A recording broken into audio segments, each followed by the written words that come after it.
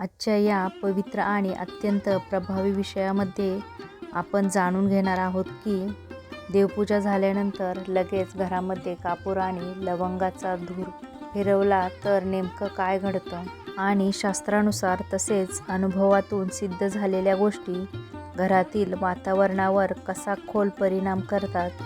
कारण ही केवळ धार्मिक कृती नसून ऊर्जा विज्ञानाशी जोडलेली एक प्रभावी साधना आहे.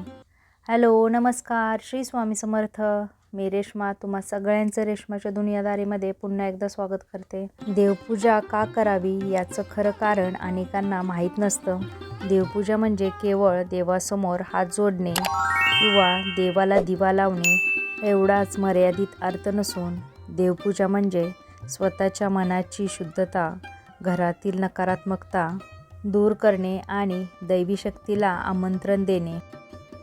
जेव्हा आपण श्रद्धेने देवपूजा करतो तेव्हा आपल्या घरातील सूक्ष्म वातावरणात कंपन निर्माण होतात आणि ते कंपन घरातील प्रत्येक व्यक्तीच्या मनावर व शरीरावर आणि नशिबावर परिणाम करतात.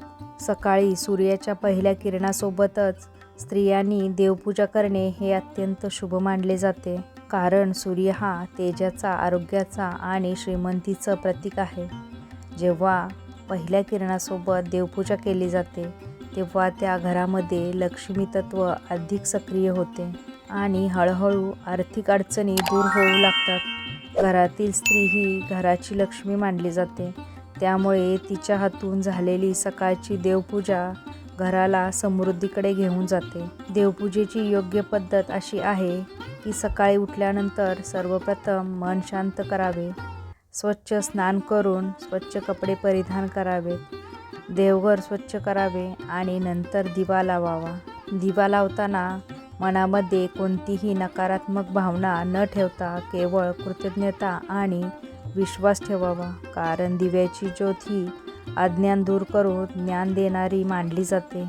देवपूजा झाल्यानंतर लगेचच कापूर आणि 2 लवंगा एकत्र जाळून घरात धूप फिरवणे ही अत्यंत प्रभावी क्रिया आहे. कापूर जाळताना वातावरणातील नकारात्मक ऊर्जा नष्ट करतो, तर लवंग घरात सकारात्मक आणि समृद्धीची ऊर्जा आकर्षित करते. त्यामुळे दोघांचा एकत्रित धूप घरात फिरवल्यास घरातील वाईट नजर, भांडणे, आजारपण आणि आर्थिक अडथळे हळूहळू कमी होतात. कापूर आणि लवंगाचा धूप फिरवताना विशेष काळजी घ्यावी. धूप नेहमी देवघरापासून सुरू करून संपूर्ण घरात उजव्या दिशेने फिरवावा. स्वयंपाकघर, बेडरूम आणि घराचा उंबरठा येथे विशेष लक्ष द्यावे. कारण उंबरठा हा सकारात्मक आणि नकारात्मक ऊर्जेचा प्रवेशद्वार असतो. उंबरठ्यावर हळद कुंकूने स्वस्तिक काढणे ही एक अत्यंत प्राचीन परंपरा आहे. स्वस्तिक हे एक शुभतेचे आणि स्थैर्याचे प्रतीक आहे. जेव्हा उंबरठ्यावर स्वस्तिक काढले जाते तेव्हा घरामध्ये येणारी नकारात्मक शक्ती बाहेरच थांबते आणि लक्ष्मीचा वास होतो असे मानले जाते. त्यामुळे प्रत्येक गुरुवारी किंवा सणाच्या दिवशी उंबरठा पूजन करणे फार लाभदायी ठरते. उंबरठा पूजन करताना सर्वप्रथम पाणी शिंपडून उंबरठा स्वच्छ करावा. नंतर हळदी कुंकवाने स्वस्तिक काढावे आणि मनोभावे लक्ष्मी मातेला घरात वास करण्याची प्रार्थना करावी. ही कृती केवळ धार्मिक नसून मानसिकदृष्ट्या घरातील लोकांना सकारात्मकतेकडे घेऊन जाते. देवघरात अखंड दिवा लावणे शक्य असल्यास अत्यंत शुभ मानले जाते.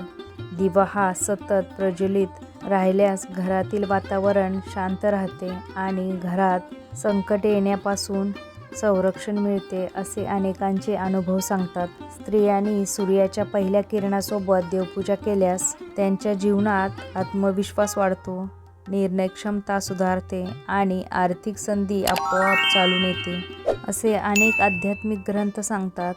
कारण सूर्य हा कर्माचा साक्षीदार मानला जातो. देवपूजेनंतर कापूर आणि लवंगाचा धूप नियमित केल्यास घरातील आजारपण कमी होते. कारण कापुरामध्ये असलेल्या नैसर्गिक घटक वातावरण शुद्ध करतात, तर लवंगातील सुगंध मन शांत करतो. त्यामुळे घरातील ताणतणाव कमी होतो.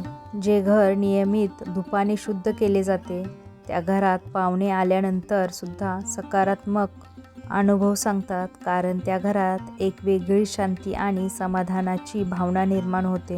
ही संपूर्ण प्रक्रिया श्रद्धेने आणि नियमित केली तरच तिचा पूर्ण लाभ मिळतो, कारण अधूनमधून केलेली पूजा तितकी प्रभावी ठरत नाही. म्हणून दररोज किमान सकाळी देवपूजा आणि कापूर लवंग धूप करण्याची सवय लावावी. ही साधी पण प्रभावी साधना घरातील दारिद्र्य दूर करून श्रीमंतीकडे नेऊ शकते. अनेकांनी अनुभवातून हे मान्य केले आहे. त्यामुळे कोणतीही शंका न ठेवता श्रद्धेने या उपायाचा अवलंब करावा आणि आपल्या घरातील वातावरणात सकारात्मक बदल अनुभवावा. तर तुम्हाला हा आजचा व्हिडिओ कसा वाटला नक्की मला कमेंटमध्ये सांगा. जर व्हिडिओ आवडला तर व्हिडिओला लाईक, शेअर, सबस्क्राईब करा. पुन्हा भेटूया आपण उद्याच्या नवीन व्हिडिओसोबत. तोपर्यंत सगळ्यांना श्री स्वामी समर्थ. जय जय स्वामी समर्थ.